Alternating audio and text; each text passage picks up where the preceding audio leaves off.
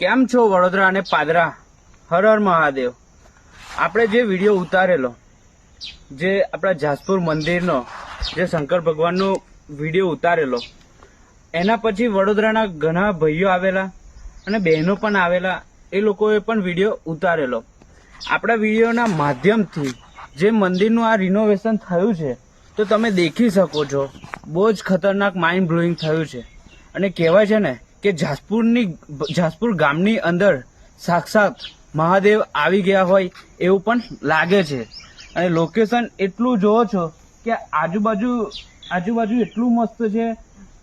બાજુમાં મહીસાગર માતા છે, વચ્ચે શંકર ભગવાન છે, અને પેલા બાજુ આપણા જે રાજા જમાનાના એમની દિવાલો પણ આવેલી છે.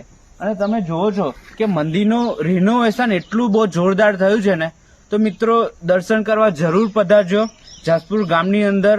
અને લોકેશનની વાત કરું તો ભાયલી, રાયપુરા અને જાસપુર, અને પાદરાથી આવો છો તો પાદરાથી જાસપુર બહુ દૂર નથી. તો દર્શન કરવા આવો, સાક્ષાત મહાદેવ આવી ગયા છે.